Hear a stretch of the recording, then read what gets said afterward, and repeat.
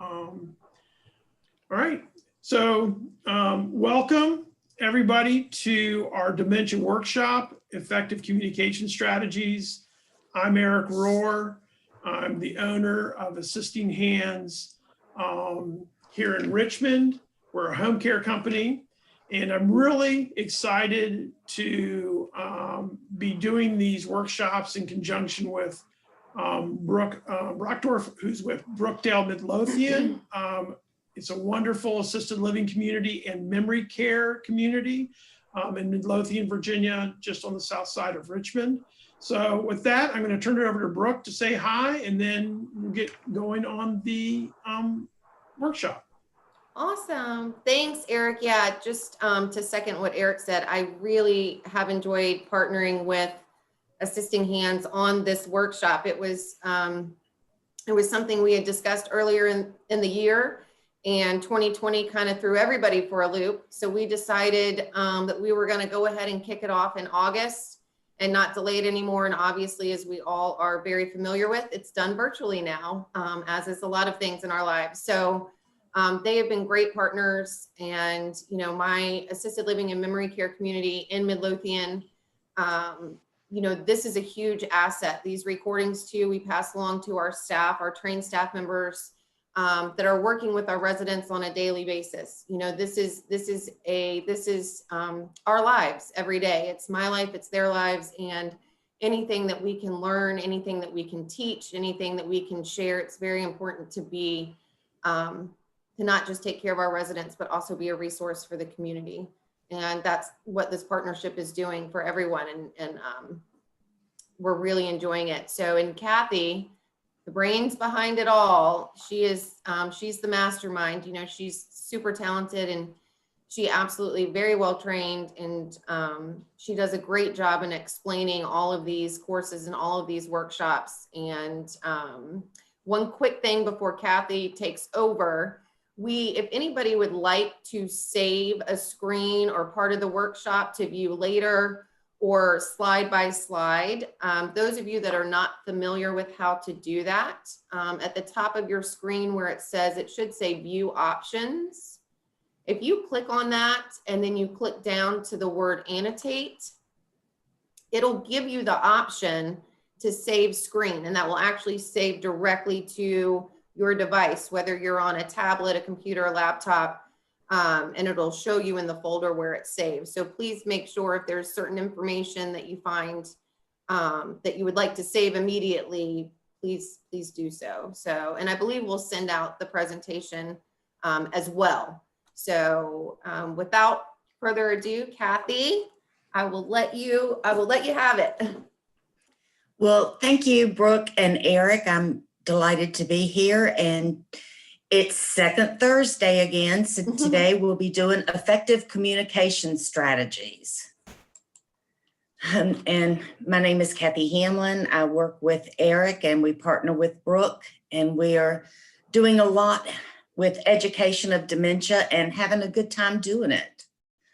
So our workshop goals today, we want to review, we're going to give a brief overview of dementia, try to understand the communication changes that occur throughout the course of the disease, learn how to decode the verbal and behavioral messages that are delivered by the person living with dementia and respond in ways that are helpful to that person. We're also going to talk about some strategies to connect and communicate at each stage of dementia using the GEMS model that we talked about in September. And then, of course, I'll be glad to give you some dementia resources.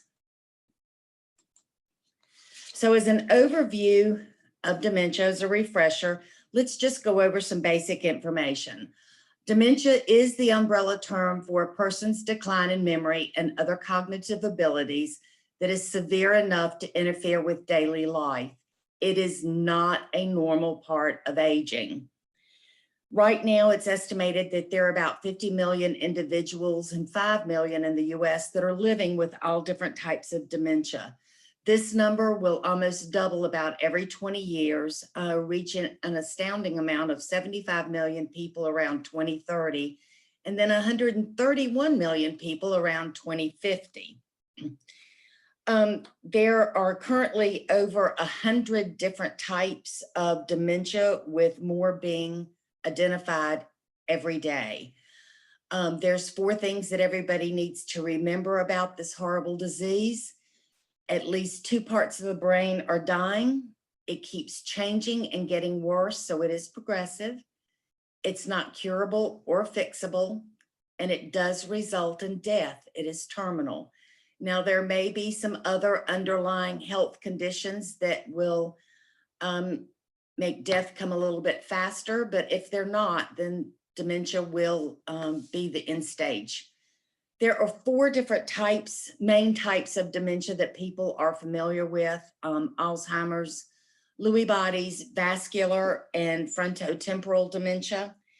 And it's also been shown that autopsy studies of brains in people that are 80 years old and over who had dementia indicates that many of them had a combination of causes, with Alzheimer's, Lewy body, and vascular being the 3 prominent ones.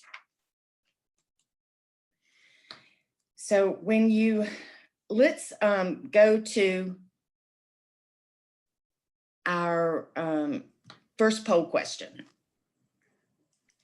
And that would be, how many of you are? And Cathy, I think you advanced the slide. 1 too many. There you go. Yes, I did. Thank you. So let's go ahead and ask our poll question first. How many of you are having experiences with individuals living with dementia, or are you living with dementia?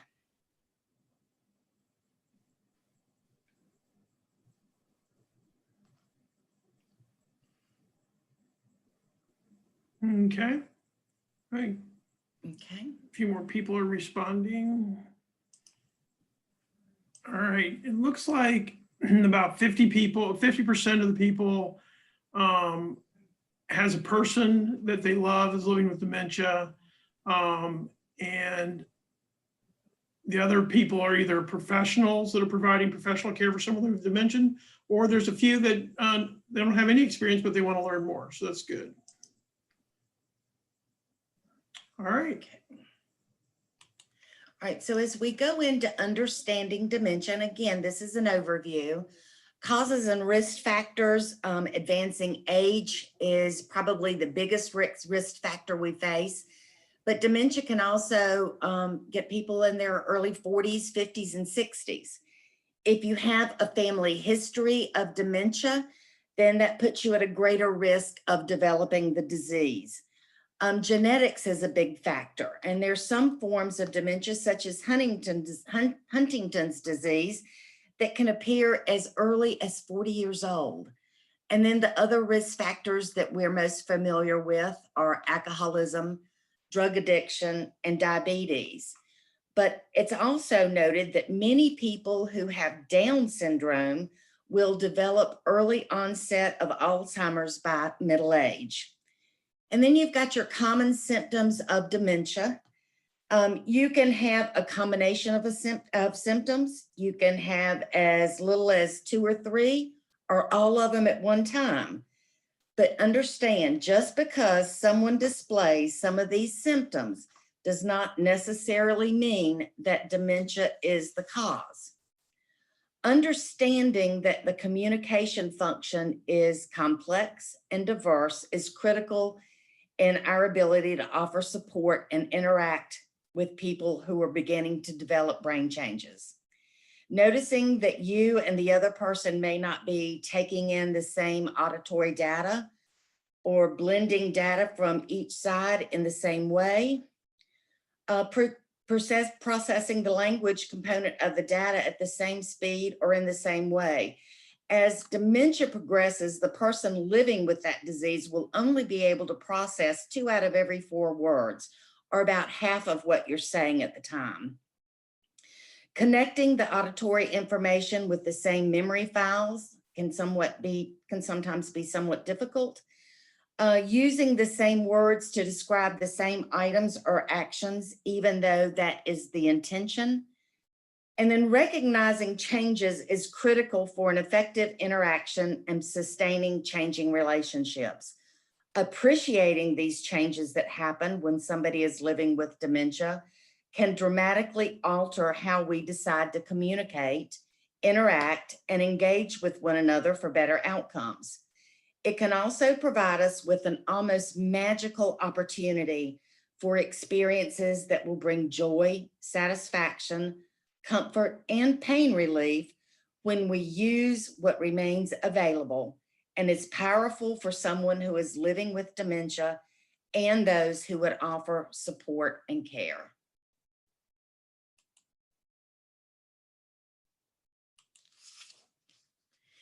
How you look at dementia matters. It's not about the loss. It's not about the fact that it's untreatable. It is not unpredictable. These behaviors don't come out of nowhere. And dementia doesn't just affect the person with the disease, it impacts all of us. So how do we communicate? And what is communication? It's connecting, it's body language, it's understanding, relationships, facial expressions, conversations, our interaction, our compassion, our ability to listen. There's all different types of communications, and we try to use what is familiar to the person that we are talking to make our point across. Failure to be aware of the differences and changes and not making changes in our expectations or behaviors and not learning new communication strategies and skills can damage valued relationships and create huge problems. Emotional distress and frustration can impair the quality of life for just about everyone involved in the life of a person experiencing brain change. If a care partner or a supporter doesn't realize what's going on, or if a supporter doesn't know about the differences in communication, there are multiple missed opportunities and a lot of major misunderstandings. So it's not the dementia, it's what you choose to do about it. Join the person's reality to connect. Become a time traveler to their state of mind. Encourage them to talk about where they are right now. Understand and accept what you can and you cannot change and connect through. Always remember that the person retains a sense of self despite the losses associated with this disease. You want to demonstrate respect and connect through your feelings. Always treat the person as the adult he or she is, not like you would do your children. Don't be condescending or overly authoritative. Try to decode the person's communications. Are they trying to let you know about unmet needs? Are they in pain? Are they hot? They cold? They're hungry? Recognize the effects that your mood and actions will have on a person living with dementia. They can sense when you're not on your A game. Try to understand the source of the reactions and try to remember what we all learned in school. For every action, there is a reaction. So what did you do to cause that reaction? And then help meet the needs while soothing and calming the person. In our last workshop, we discussed the GEMS model, which allows us to see the unique and precious in the progression of dementia. It helps us to acknowledge and let go of what is missing while learning to celebrate and use what remains to make life well worth living until the end of our journey. And I say our journey because this does impact everyone. We talked about sapphires. They're the true blue. They have optimal cognition. A lot of times it's healthy brain and normal aging. Then we go into the diamond state, which is clear and sharp. Routines and rituals rule. It has many facets. It knows what it likes and dislikes, and changes happen rapidly. They can cut and shine. And remember, people can go back between sapphire and diamond every single day, multiple times a day. But this does not mean necessarily that they have dementia. When we get to the emerald stage, this is where we're really starting to see the dementia progress. Emeralds are green and on the go with a purpose. They desire independence and they crave connections, but they do travel in time and place. Our ambers are again progressing a little bit more. They're caught in a moment of time. Caution's required. They live in the moment. They copy our actions, not tasks. They do have a tendency to resist what they dislike, and they will seek to find things that make them comfortable. Rubies, we're getting to the end of the stages.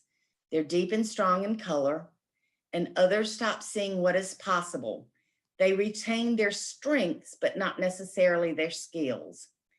They have a lot of rhythm, and they notice your tone of voice and will react to it. When we get to the pearl stage, that's where we're looking at end of life. A pearl is hidden within a shell. It's beautiful moments to behold. It's ruled by reflexes. You have short moments of connection, mostly immobile and reaction to touch. So we're going to communicate throughout the stages of the disease. Our early stages are our sapphires and diamonds, and you want to convey thoughts and feelings through language. You're able to make decisions about your future care, but you could also misinterpret what other people are saying to you. When we get into the middle stages, we're now using basic words and sentences. We rely on our tone of voice, our facial expressions, and our body language. And we continue to need emotional connection and meaningful activities. As we get into the end stages of the disease, we still may respond to familiar words, phrases, or songs, but we do use our body language and the 5 senses to connect. So when you're communicating with sapphires and diamonds, some of the changes that you may notice is difficulty in finding the right words. Sometimes it takes longer to speak or respond, and it can take as long as 30 seconds for someone to process what they need to let you know.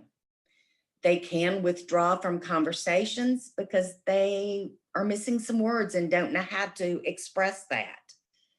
They're struggling with decision-making and/or problem solving. But you also need to recognize that they may have other health issues that affect their behavior, not necessarily dementia. So when you're connecting, you want to ask directly how to help with communication. Keep your sentences clear, straight, and straightforward. Leave plenty of time for conversations, and include the person in the conversations that affect him or her, including planning for the future. Keep these communication tips in mind for all sapphires and diamonds, and even those that are diamonds and sapphires without dementia. Provide subtle supervision for care. Avoid making assumptions. Speak directly to the person, not over or about them. Communicate in a way that is most comfortable for that person. It could be phone, email, and in person. Laugh and enjoy each other. Be honest, laugh together, and stay connected. This will help you from feeling the loss and instead of experiencing the joys of what remains. It also helps to adjust to the progression of the disease. There are some bad helper habits that people need to break when you are communicating with sapphires and diamonds. And sometimes this is going to be a little difficult for us. I want you to be a detective and not judge them for what they do. You need to look, listen, and think about what is going on. Be friendly, but not bossy. Don't tell them what to do, but kindly ask, can we do this together? You want to share responsibilities and not take over, and give up being right. Go with the flow because you're never going to be right. And give another job when you're taking one away. This will help to eliminate the resentment and the frustration and the feeling of incompetence or failure. Then we're going to start with our emeralds and our ambers. Changes that you may notice will include difficulty in finding the right words, They're using familiar words repeatedly. Sometimes they're inventing new words to describe familiar things. It's easy to lose the train of thought. Sometimes they're speaking less frequently. More often, they're communicating through their behavior rather than their words. When you're trying to connect with emeralds and ambers, you want to approach the person living with dementia very gently and join their reality. Keep it slow using basic words and sentences. Sometimes you're going to have to give multiple cues to get your thoughts and processes across. You want to respond empathetically and reassure, always reassure, and rely on your tone of voice, your facial expressions, and your body language to make a difference. And you will also notice that there is a continual need for emotional connection and meaningful activities. When you want to connect, you want to approach gently, and that's approaching from the front, saying who you are and calling that person by name. An example would be, "Hello, Mom, this is Cathy. How are you today?" Don't say, "It's me." They may not know who me is. You want to maintain eye contact and get at their level. If they're sitting or reclining, you need to be stooped or sitting as well. You want to avoid criticizing and correcting and arguing, and pay attention to your tone of voice, but always take your time. You want to respect and have empathy in your mind, and then assess their needs.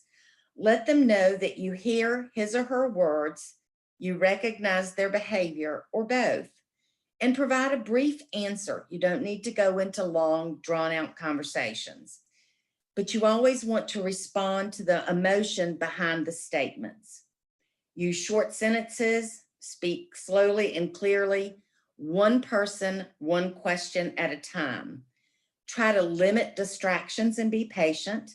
And if they're amenable, offer a guess or offer to fill in the words. When you're offering cues, you want to provide both visual cues and gestures. Avoid sudden movements.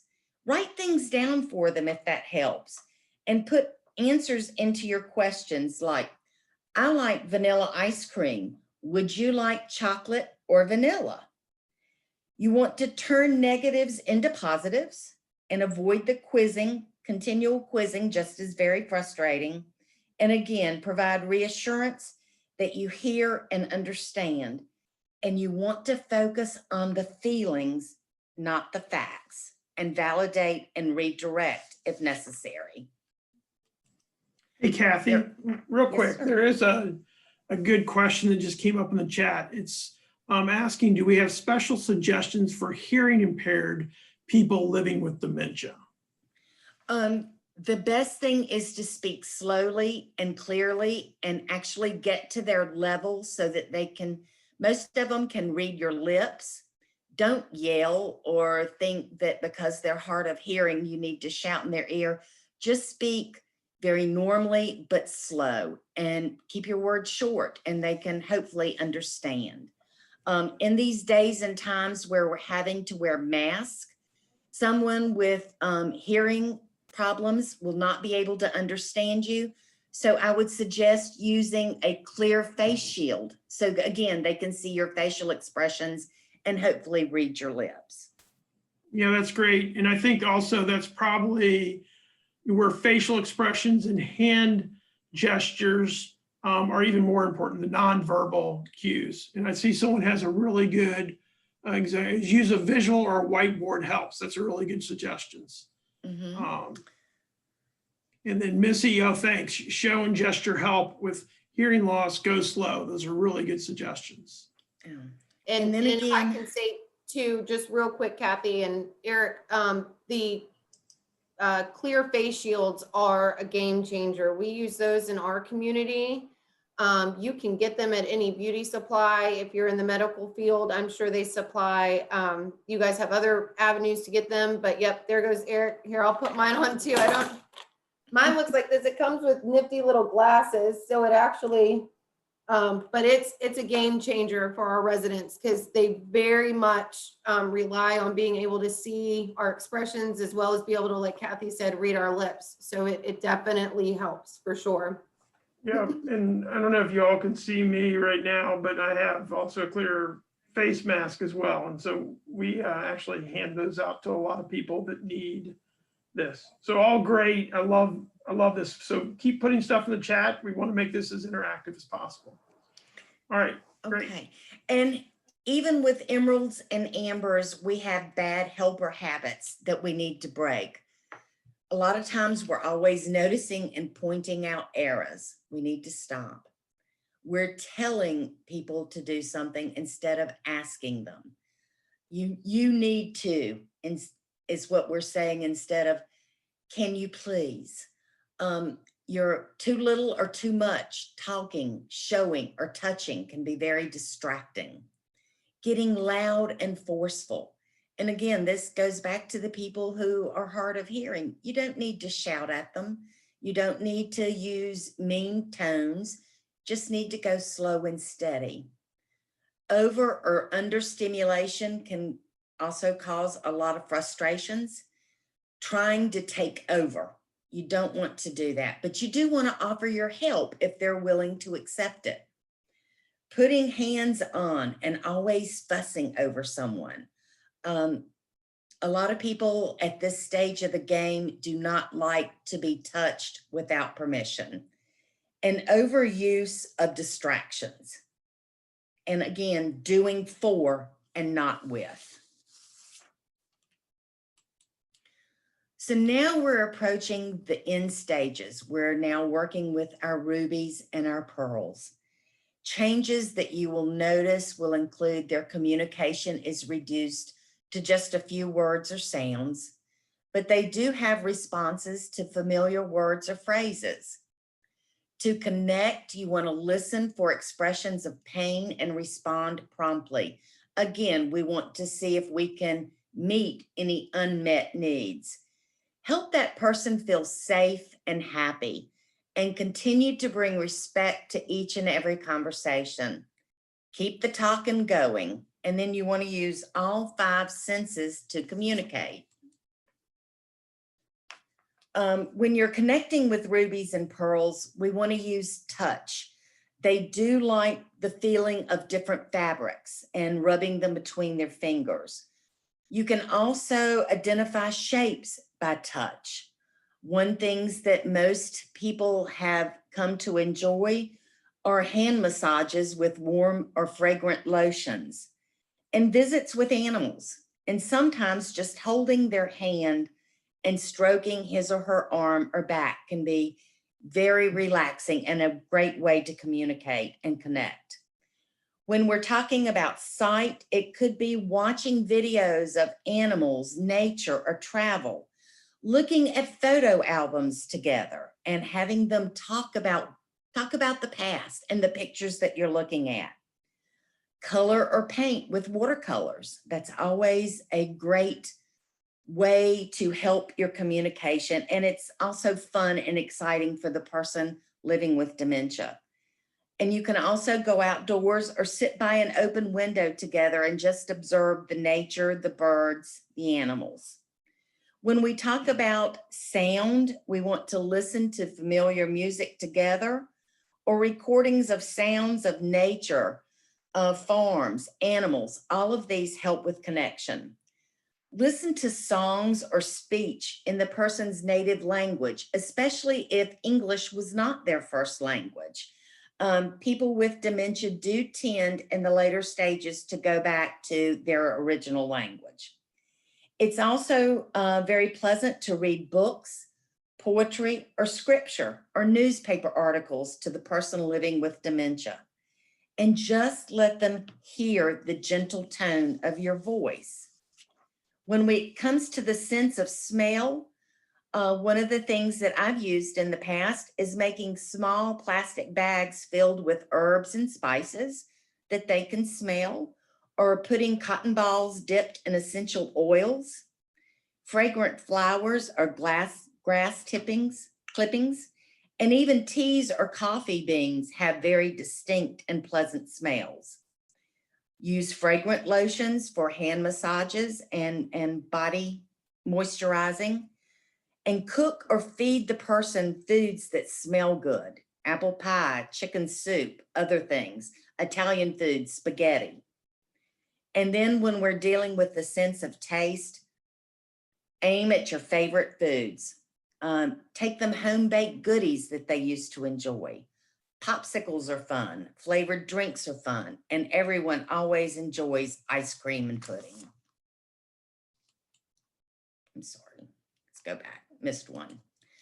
When we're trying to work on our bad helper habits to break, with Rubies, touching too quickly can be very startling. Leaning in instead of respecting their personal space. So intimate space and space invasion without their permission. Talking too loudly or using baby talk or not even talking at all, just staring at them. You're not showing by demonstrating. It's easier for Rubies to understand if we're using our hands to show or cues to show while we're talking. And then another habit we need to break is we're not trying to understand what is being said. And sometimes we're very confrontational because we don't understand. When you're working with pearls, again, this is the end stage, things that we don't want to do are to hurry and get it done quickly. We don't want to talk over or about the person. You don't want to check for primitive reflexes prior to helping. So you don't want to go over and lean over them to see if they're breathing, check their pulse to see if their heart is still beating. Those are no-nos. You don't want to use both hands to give care. What you want to do is to stabilize the person with one hand and then work with the other. You want to do not clean from the front. That can become very confrontational. Don't use prying motions like trying to, if their hands are tight, trying to pull their fingers apart to open them up. Instead, what you want to do is to use circular rotational movements, and that will relax their joints for care. And you do want to come in from the back when you're cleaning their extremities. It's just a little safer for you and not as scary for them. We need to focus on our relationships, not the task that we're doing. And a lot of times we forget to look for the pearl because they're still there. Hey, Cathy, real quick, I just, on this, especially with the pearls, as you said, this is the end of life. And so not being in a rush and focusing on their loss is not the right thing to do because these are maybe your last moments with them. And I think that always trying to find the joy in everything that you do with this person, always. Yeah, and I think in our last workshop when we did on the gems, it was really touching, and Cathy and I get choked up every time she does this, but sometimes communicating to them that it's okay to go is what they need to know and hear. And, cherish these last moments and not get frustrated that they're not communicating. I think is really important to remember on that. Yeah. So how you look at dementia really matters. And here's some final suggestions that I have for you. Breathe. Breathing, taking a deep breath a couple of times will really help to relax you. If it's not working, back off, change something and try again, or come back later. We all need to adopt a so what mentality. So what if it doesn't get done today? We still had fun. So what if it's not going to happen tomorrow? We'll deal with it when the time comes. You might want to join support groups, and there are a lot of them out there. The dementia cafes are a great group for both the person living with dementia and their care partners. Alzheimer's has some great things that we can do with support groups, and there are a lot of them out there. Teepa Snow, who is my mentor and who has guided me through my lessons and these workshops, also has free seminars and free websites that you can go to look at, and she can also help you with your support groups. Accept yourself and the person with dementia. We cannot change them. We can change ourselves, but we just need to accept what's going on at the moment. And look for the joy. There is joy in everything that we can do and interact with everyone, including those that have dementia. And with your help, we are changing the culture of dementia care one mind at a time. So here's some of the resources that we're going to make available to you. Again, Teepa Snow, she is just phenomenal. She's world known with her work on dementia and the progressions of helping us understand it. She can be reached at the 877 number. But again, go to her website. There are a lot of free opportunities on there for both the person living with dementia and their support. AARP in Virginia can also offer you support groups and other information with help with dementia.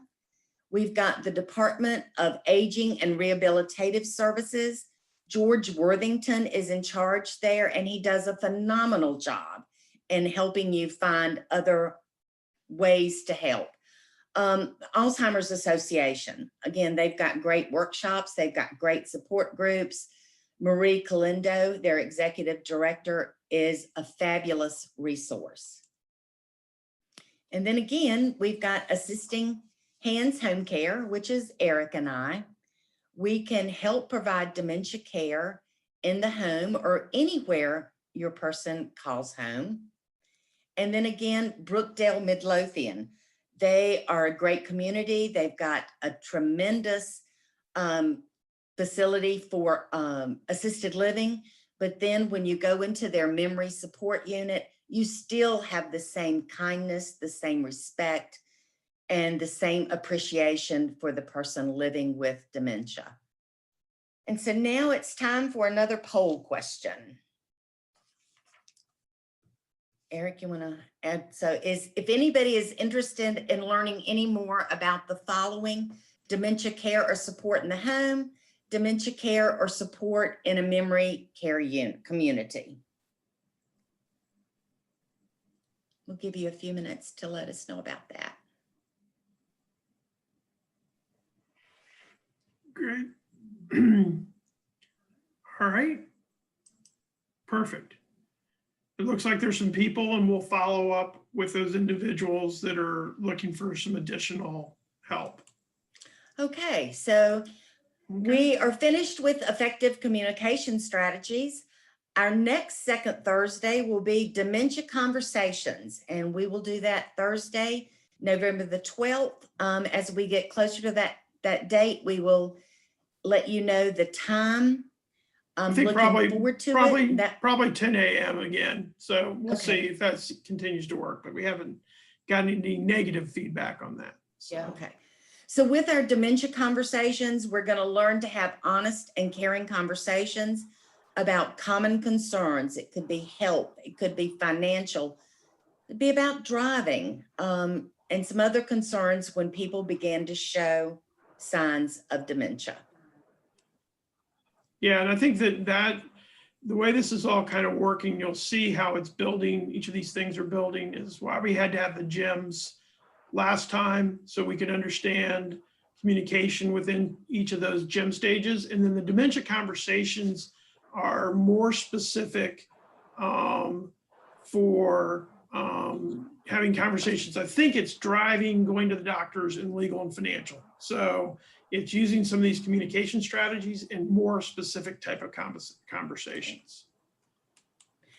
And so if anybody has any questions, if you want to put them in the chat box, we will try to answer them for you.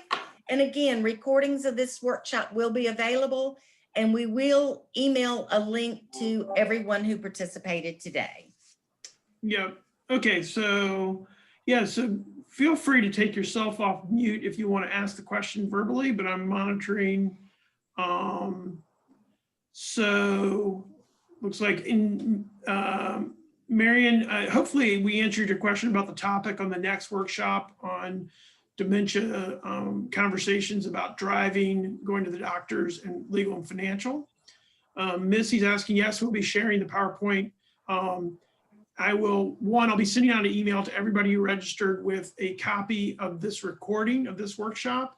And then if you would like a copy of the slides, I can send those to you as well. Looks like Nikki, hey, good to hear from you, Nikki. Nikki's asking can you tell more about the dementia care that you referred to? And Cathy, why don't you handle the piece that's on the home side, and then Brooke can talk a little bit more about the memory care community that they have at Brookdale. So go ahead, Cathy. Okay, here at Assisting Hands, again, we provide care and support to anybody, anywhere they call home. With our dementia caregiving, what we try to do is I'll go out and meet with the person and their family members, and we work together to try to figure out where they are in the stage of the disease. And then when I am looking at my available caregivers, I try to look at the experience they can bring to the table. And then we also bring our caregivers in and give them very extensive training on dementia, on what to look for, how to react, how not to react, things that they can do to engage and connect, and things that will make everybody's life easier. I think that's really important. And so far, we've been incredibly successful at being able to do that. Brooke, you want to talk about Midlothian? Yeah, absolutely. So we actually, with our memory care community, we have a lot of different things that we do and that we implement with our staff and help with the residents. So we actually have an in-touch system that we use. It's a memory care technology-based program. We also have a 7-day-a-week programming schedule, which is nice. So it's morning, afternoon, and evening that encompasses all week during the week as well as the weekends. We have the same recognized care trained staff too in our care aides and our nurses that have specialized dementia training. We also have what's called a solace program, I'm sorry. We like to offer individualized care. So if we have some of our residents that are struggling and they're in various levels of, for instance, the gyms, sometimes there's certain things that a resident needs more one-on-one attention with, or they need more individualized care. There's a little bit of redirecting that may need to be done with some residents over others. So we definitely take into account by doing Optimum Life, our life story with the resident and the family members, we find ways to socialize and engage and interact with the residents on whatever level they're on. And what's great about that is, like I said, we get the family involved. We learn about the history of our residents, their life story, and then we utilize that in their current situation here in their new home. And we set up individualized areas. For instance, we have a resident now who is not sleeping that well, and she's waking up and she thinks she needs to go shopping. So instead of yes, we want her to get the rest that she needs, but to help calm her down, we've actually set up a small shopping center within our memory care community. So in the evenings, we have our aides that are actually helping her try on different sweaters and look at different purses, and it actually helps calm her down. She gets a little bit tired, and then we're able to actually redirect her back to bed. So there's different ways that we can really help our residents, and it's really getting to know them. So that's the long answer. I could go on and on to tell you the truth, Cathy, but I'll leave it there. Thank you, Brooke. Are there any other questions? Anything we can help you with? Yeah, so Gilbert just put one in. Brooke, this may be one for you. Mm-hmm. He's asked, or maybe to the group, Does anyone know of a memory care community that has a larger Latin or Spanish speaking community? You know, our memory care communities vary. You know, it's all ethnicities. I don't know of anyone that is specifically a larger Latin or Spanish speaking. So if somebody else does, please feel free to unmute yourself and share or type in the chat box. I do know that we here at Brookdale, we have bilingual staff, both in our assisted living and our memory care community, which is really important. But as far as majority being Latin or Spanish speaking, I'm not 100% sure there. Okay. Oh, Yeah, residents. Okay, so we Yeah. do have bilingual, excuse me, we do have bilingual staff and we do have bilingual residents. They're not majority Latin or Spanish speaking, but we do have some bilingual residents in our memory care as well as our assisted living. And Gilbert, I took down your note. I'll try to do a little research separately. And if I do find a community, and are you in the Richmond area, Gilbert? Just so I'm not, not trying to find a solution for an area that you may not be interested in. But I will try to. Oh, so Gilbert, you're in Florida. Hey, Gilbert, how about you and I touch base? I do know some assisting hands people down in Florida, and they may be able to put you in the right place. So and we have some Brookdale contacts in Florida too, so I can pass those along to you, Eric, if you want to share that along with your information with Gilbert. Okay, well, great, Gilbert. We'll take that offline, and let me put my email in the chat just so everybody has it. So they can reach out to me if you don't already have this information.